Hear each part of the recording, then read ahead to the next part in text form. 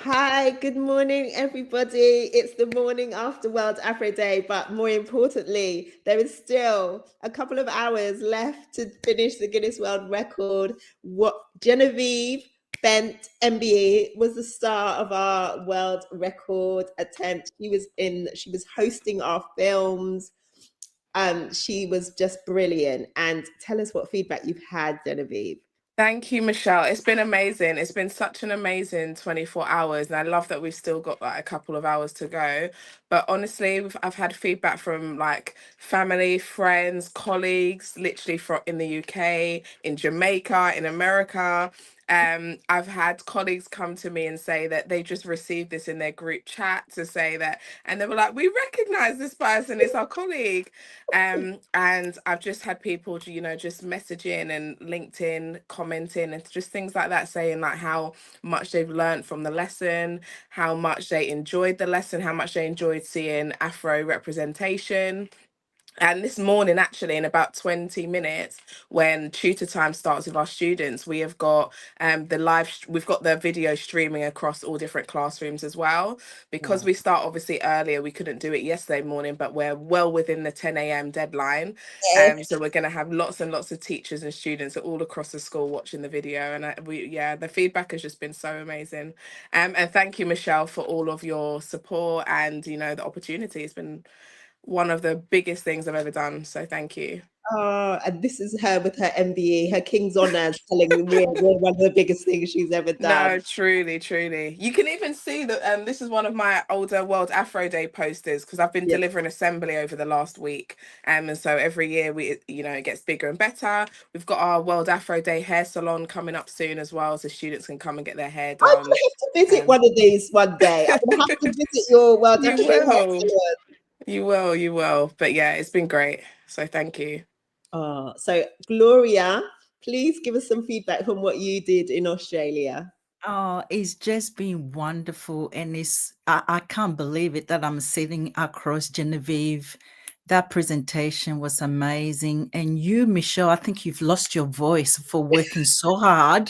Your voice is gone. And thank you so much for just persevering. And I know it hasn't been easy. Mm, There's been years, I know that this year has just gone amazingly huge compared to even the year before. So well done you for having the vision and connecting with people across the world to make this happen. You yeah. know, I'm sitting here only less than 2 years ago, I was wearing a wig. Mm. There's no way you would have had me on live without a wig on my head. So here we are, less than 2 years, because of all the work you've been doing around the world. I can see the importance of being role models. It We is are the adults. And the biggest thing for us is also casting our eyes back to Africa, motherland, where this is going on there. And so for me in Australia, this is the first time I have hosted World Afro Day. I have to be honest. I give a shout out to Sid West Multicultural Center who opened their office. They didn't even know what World Afro Day was. Yes, this is what we When I like. share some videos, your post, they say, come on in. They opened their doors for us and we were able to meet wearing our white. It was great with the purple. I We saw some tried shots. to, You look good. You look good. They were busy. First, yeah, you were active. and some young ones were there. There was an 8-year-old girl there, So Mm. this is breaking down generation. So it was just lovely for the 8-year-old girl to sit there and listen to Genevieve. She wanted to almost touch you, Oh, reaching out to you, That is so knowing that, sweet. you know what she said to her mom? She says, all those people have got my hair. you see. That's what she was saying. But we live in predominantly white community where she goes to school. And Mm. here she was watching World Afro Day on stage, and every person that came on was the hair was like her. Mm. And you cannot take those sort of experiences from children. So well done, you is going to get bigger, I think, in years to come. Yeah. A bit more planning, but like I said, this was the first one, and I was very pleased to have one a venue and for people to turn up. I've encouraged everyone to complete their quizzes. So Yeah. it's nice that they've turned up, but for the record, we do Yes, need people please. to go out there. It doesn't take very long. Oh. And like Michelle said, you don't have to get it all right. Just make the attempt so that we know that people are attempting. So that's what I'm trying to push for the next few days. Well, to the few hours that we've got. Oh, that's so brilliant. Thank you so much, Genevieve, because I know you've got to go off and be the deputy head that you are and look after how many thousands of children. But, can you just say, when you talk to them today, can you say, just send our love from World Afro Day is so glad for all the activities that they're doing. Yeah, I absolutely will do. I'll be popping around to all of the tutor groups and everything this morning. So absolutely. Thank you, Michelle. Thank you, Gloria. It's been amazing to connect with you.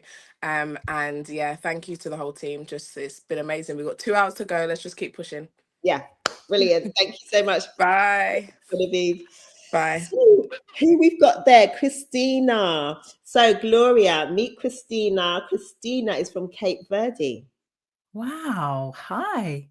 But she lives in London. She lives in the UK with us. I don't know if she lives in London, actually, but she lives in the UK. So, but you reached out to your connections in Cape Verde, Christina. Tell us what happened in Cape Verde. Well, good morning. Lovely to meet you, Michelle. Really briefly, congratulations for yesterday. I received incredible feedback across the globe.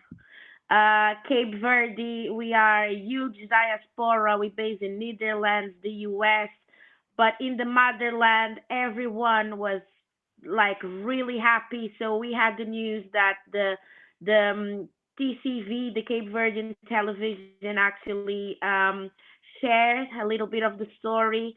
And we have a lot of ladies that are been celebrating the afros, especially the young girls, because there's still a lot to go in terms of people loving their hair. But the president, everybody is seeing. So my daughter Lauren, she's being an ambassador for Cape Verde with their book, and she's been really proud talking about World Afro Hair everywhere. And the other feedback I have is about the schools. So there was 2 schools yesterday at the parliament. So both of the assistant head teachers never been there. Was their first time. And I mean, they left with a completely Parliament UK. Sorry, in the Parliament UK, in the Parliament UK, and they left completely with a different perception of how like they just contacted me and said, my God, we did not realize, and this is what we have to do from now on. So it made their day really special.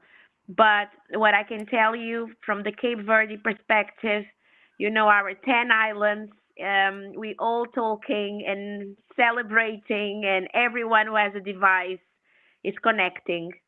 So well done. Huge congratulations. Do you know what? It's I mean, somebody has requested this before. So what we can do going forward is just translate the lesson into a few languages or put the subtitles into a few different languages, and so that we can just share the message a bit wider. Just for anyone who doesn't know, Cape Verde is an island off of Africa. They're a group of islands off of Africa. Is it off Senegal? Yes, we are really neighbors of Senegal. We are west coast of Senegal. We are neighbors of Cote d'Ivoire. We are in the west coast, like small islands. Sometimes we get a bit upset because Google sometimes doesn't place us in the map, but we there.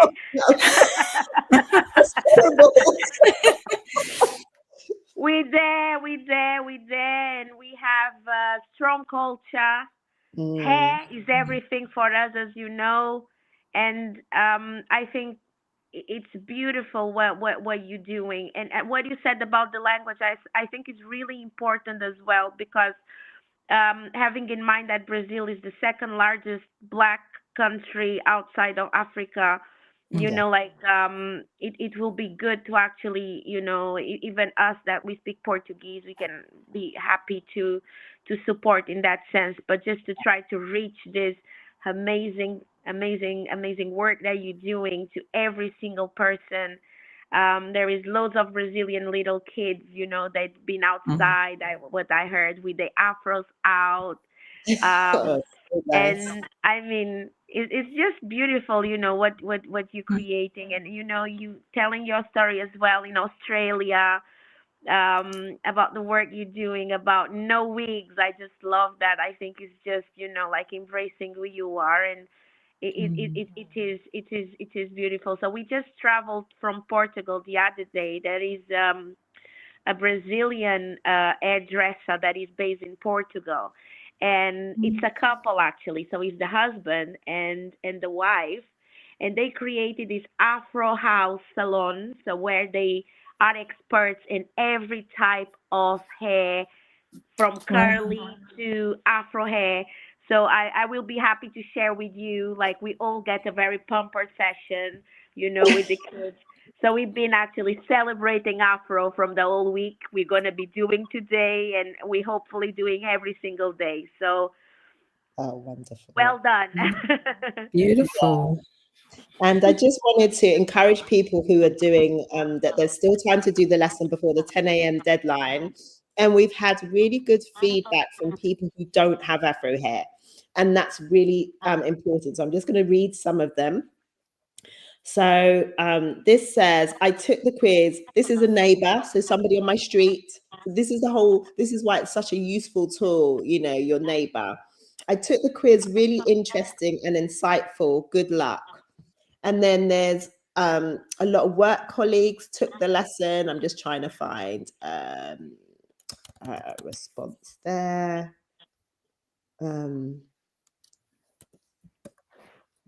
Yeah, a lot of work colleagues. All right, this one was good. I just completed the film and quizzes with my daughter, and I watched along and answered the questions together, and both learned a lot and found it very interesting. Sorry, wishing you the best of luck with the record.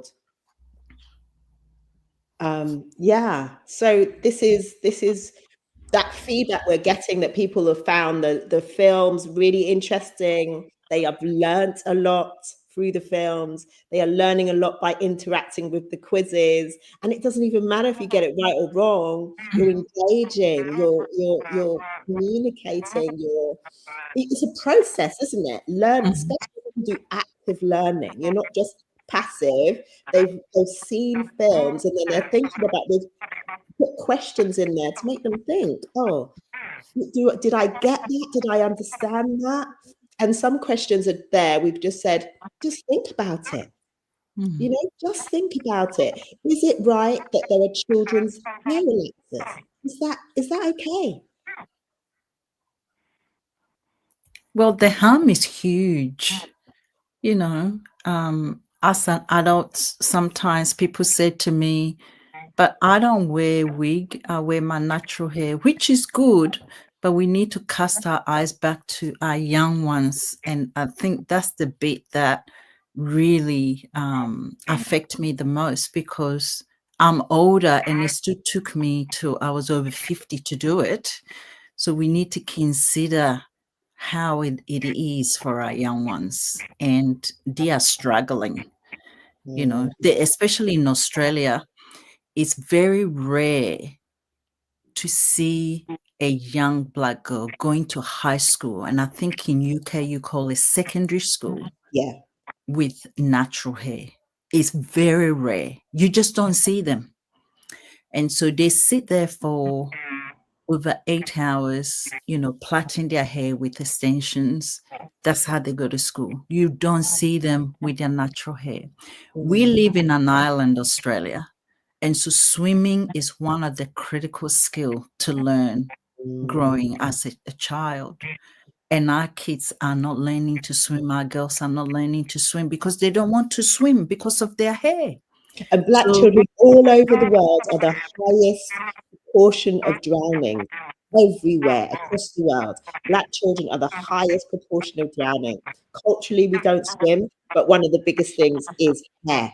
It's the hair. Is the hair. And there are now swimming hats for our children, but maybe the word is just not, you know, it's I do know a couple of the swimming hat organizations. So as we grow, we will host those kind of things on our website, the swimming hats and the swimming, promoting swimming, because there's this constant thing where our hair causes us to lose our life, whether it's bad chemicals or whether it's us not being able to swim. It's a really, it's not hair. It's getting a lot of feedback. Sorry.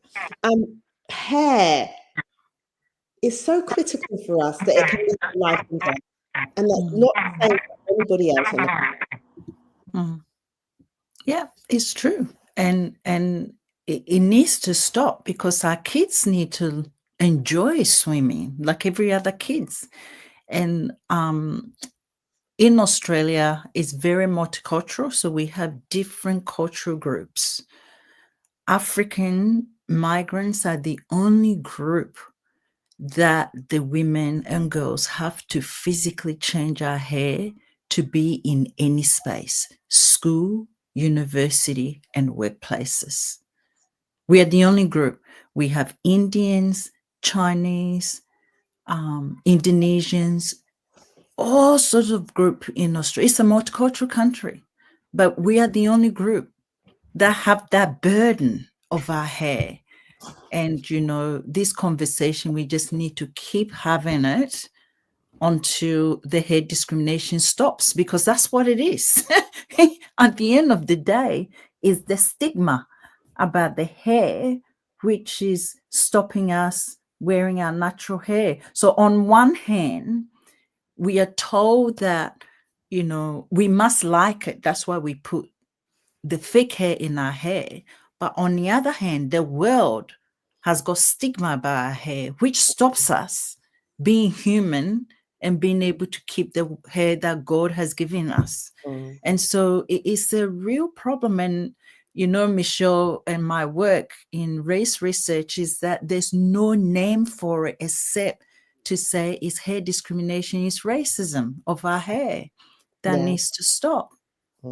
It's very, very true. And this is why we do the work that we do. And we want to do it more, and we want to do it more, because at the end of the day, we know if we reach children early, they have no stigma about their hair. Like, I know my daughter is the reason why I started World Afro Day, and she's just has such this positive relationship with her hair. And I remember asking her recently, you know, she's now 19, she gets a part-time job, she's at university, etc. And I said to her, you know, do you think about changing your hair for an interview? And she says, I don't think that way. The thought does not enter her head that her hair is any kind of barrier to progress. Doesn't, like, whereas the rest of us, not us now, but I just mean so many of us, the thought when it comes to a job goes to our hair. What am I going to do with my hair? How am I going to change my hair? Will they accept my hair? All these thoughts are already in their brains. Whereas my daughter, because she's been raised from the beginning to love She's her. had you. Yeah, I'm saying we could all do that. You literally, when you invest in your child from the beginning, it's like a filter, it's a shield, it's a superpower shield around them that doesn't matter what's going on out there, it doesn't change them. Yeah, that's beautiful. Absolutely. So, but I know it's almost like we know we can do it. It does work. So that's why, you know, in a way, I'm really excited to do more with children and World Afro Day, because I know it works. And I It know goes hand in hand. So the home, the way that you've been modeling for your daughter is fantastic. We also need the law changing, like you often say, change the law, not our hair. And so if society, the stigma about our hair is actually what stops our kids from, so you can model all the good behavior, but if they enter, and your research have shown, and Dav did the research, over 60% of Black women are not able to secure a job or get promotion. And so we can do so much within ourselves, feeling positive, role modeling, but out there, if we don't get laws to change, those are the things that squashes our spirit. Because just think about this, if we can't get a job, how do we feed our family? Yeah, And that's so we true. have a matriarchal line, Black women. You know, Black women are very significant in our families. And if our hair is going to stop us getting promotion and work, I can tell you in Australia, there's not a single Black woman in high position leadership that wears their natural hair. So that tells you a lot. Not one. And so how do we make sure that all the work we are doing at home is going to translate to how employers see us? It's as if the hair is some sort of competence, you know?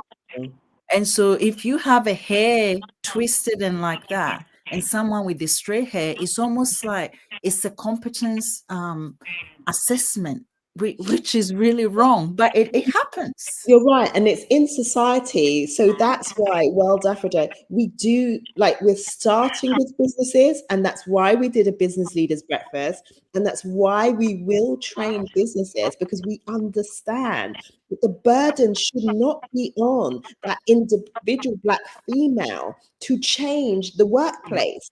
Yeah. Burden has to be a shared one of us all, saying collectively, this is not acceptable to us. It's not acceptable to us, because one individual shouldn't have to carry the burden of No. and challenging the workplace, challenging the policies, training their workplace. How can one individual have to take that on? But what we're saying with World Afro Day, and as a collective, ambassadors and all coming together, uniting globally, because we know it's a global issue, we will talk to the workplaces. We will train the workplaces. We will give the workplaces the resources. And good workplaces will model it for other workplaces. So we're talking a lot. Sister, do you want to step in? But there's something I want to share as well. So do you want to come Yes. in? I just want to say something because my daughter, so I offered yesterday to Michelle her book. I don't know if you had the opportunity to read, but in one chapter of my daughter's book, she writes about the hair, um, and how she wrote that he's a movement. The hair representation is a political movement. Oh, yes. And in our house, in Cape Verdeans, we have different types of hair. So we, she Like growing up, Michelle. looking, oh, mommy, you have this hair. My ex partner had a type of hair. The brother has a type of hair, and she was the only one, with that crown, coming outside. And I just want to reinforce what Michelle said about the importance of motherhood and positive role modeling from the birth. Because what happens a lot, it's mothers who go into this perspective that, our children need to fit in, and it gets easier, it gets more comfortable if we actually just follow, the norms.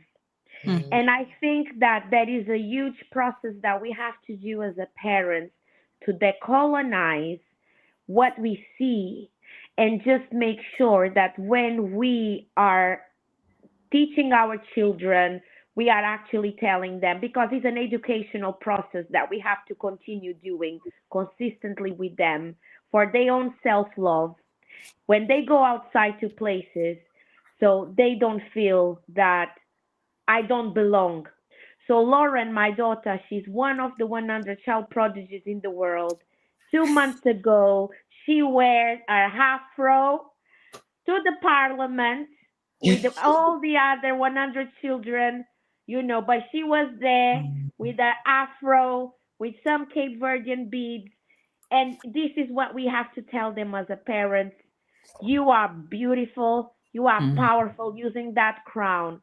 If that is not a place for you sometimes, because now we can see that we have a lot of women, especially the ones in the creative industries, that they have platforms in the media. They've been vocal because they are doing their own money, and they just realize, like, you know what? I don't need someone to tell me that I fit in because I am being independent. I'm creating my own business. But I think what is important and what you guys are saying is how can we come together, the entrepreneurs, the business people, the corporate, the educational, how we think. Because me, uh, I'm learning, every day we're learning because we all black, but in our cultures we see things differently.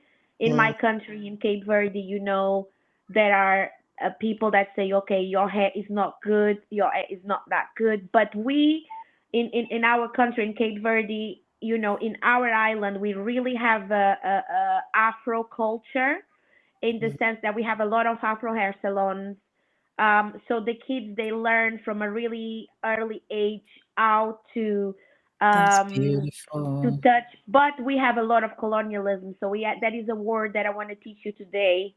That we say cabelo in Portuguese is hair, and then in Criollo, beijo, that means hold. So there is this word cabelo beijo. So when someone sees someone who has 4C hair, for example, Afro hair, they say, "Oh, your hair is the old hair, is the dirty hair, is the one that is not seen." So this is a colonial You say language. old hair. Old hair. So cabelo beijo. Beijo in Creole means kind of old. Is not good. Mm. Um, and sometimes even when we are talking as a parent, you know, oh, you and your cabelo beijo, and you then, oh my God, what did I said? So this is what I say needs to come from us in that process of actually decolonizing the way we Mm. see and keep giving this love Mm. for our children to actually know that they are beautiful and powerful. Because now myself and my son, we are here like trying to have a bit of volume here and there, and Lauren is the one you know um having all of this. But yes, so I Mm. just feel that what you done, and what I said to you yesterday, Michelle, in person, this is a healing movement that you are creating. I said to you that you are a healer. You are gifted in not putting us all together as a community, but from all the traumas that we go every single day, having this movement in bringing us all together in a kind of embracing ourselves and hug ourselves and touch our heads and say we beautiful and we matter. I think it's extremely powerful. Hmm. Amen to that. That Yeah, is really amen to that. it's Because it's true. we've had years of it, haven't we? And it's almost like breaking the shackles. So it's a huge healing. And the thing is, we are incredibly powerful when you unite. I Mm. mean, that's the absolute truth. And it's because we've not united that we've just been suffering in our different cultures, our different countries, and there's no collective opposition to Mm. what the world has told us about our hair. This is why the day has resonated with people, because we're saying together our hair is beautiful. Together we're saying we have this great hair. We want it to be treated well. We want to love it, and we Mm. want other people to treat it well. And it deserves that. And we are actually working towards to making sure that that happens.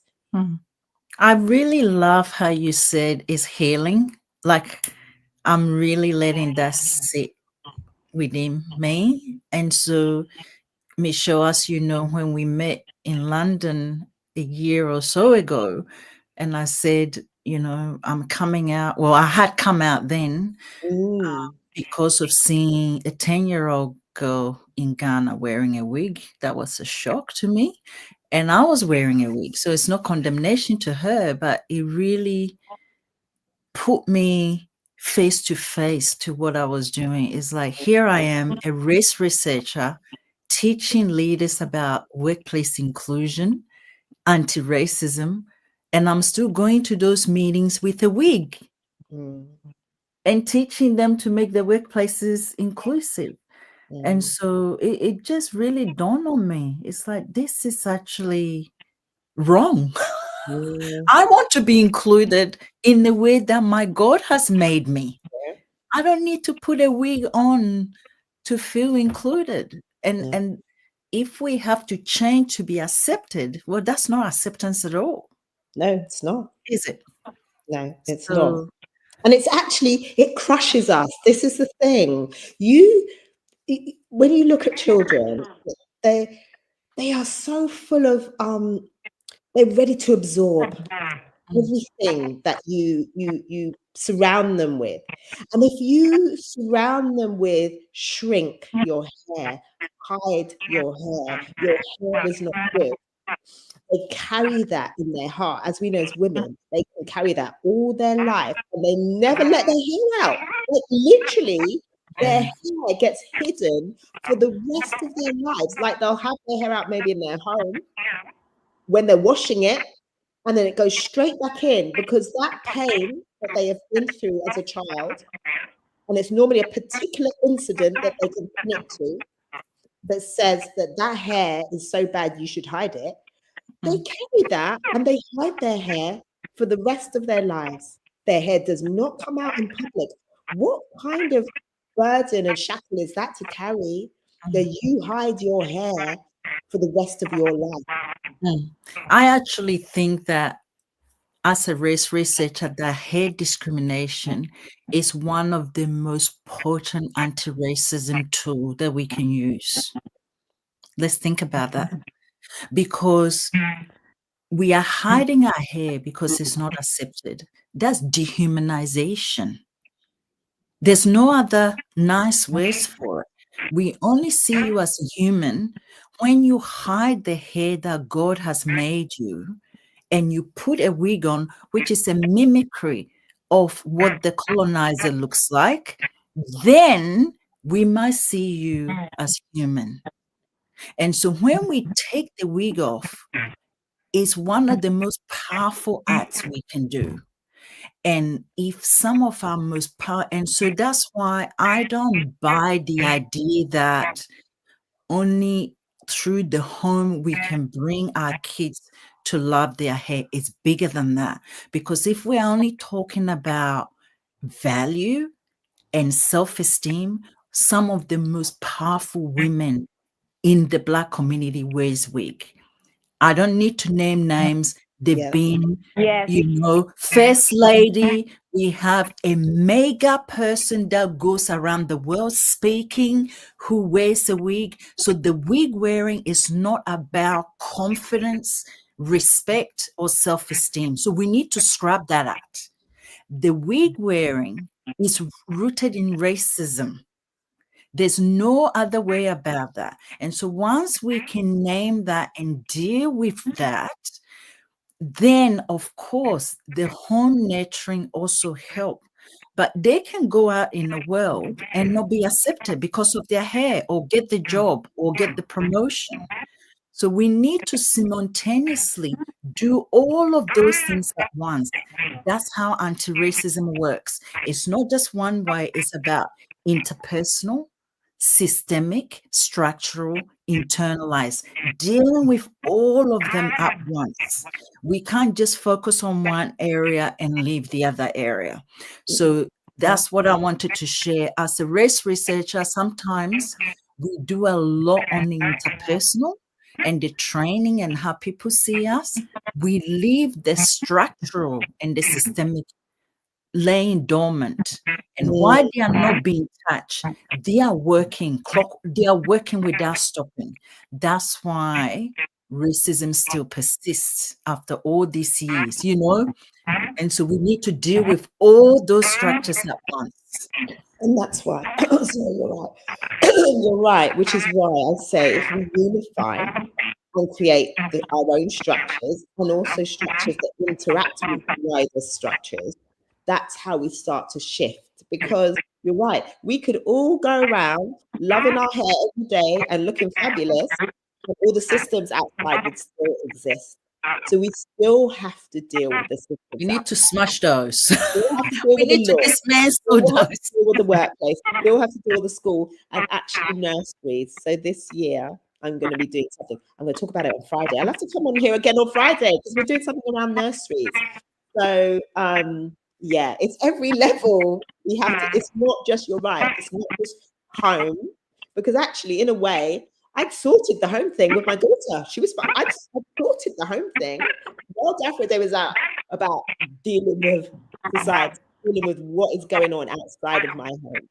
Mm-hmm. So you're right. But I think it's about us also uniting and organizing so that we can deal with other structures. Because if you don't have a structure, how are you dealing with other structures? How are you dealing with other systems? How are you dealing with other businesses when you don't have one yourself? Or we don't even have a voice?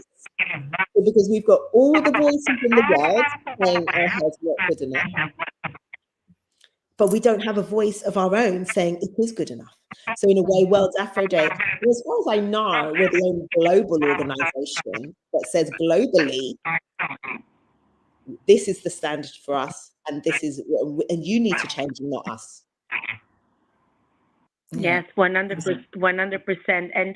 And one thing I actually asked one friend, interesting what Gloria said, that like that she discussed a lot about intersectionality, race, and she always goes to conferences with the week. And I did ask, why do you have a week? And what she said was, oh, because it's easier. So that is always this idea that it's easier, because I really don't have the time.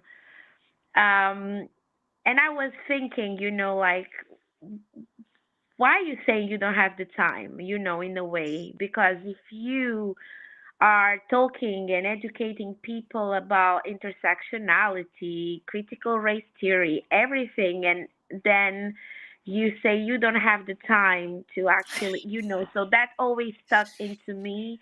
Mm-hmm. And I feel that, as what you're saying, is really is systemic racism. That is no other word for this, and we need to keep fighting.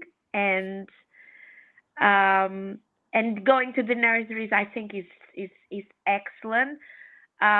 But also, I'm doing a PhD in the creative industries, and for what I'm looking into, the fact that the policymakers, not just in the hair, but everywhere around race, is so whitewashed in every level.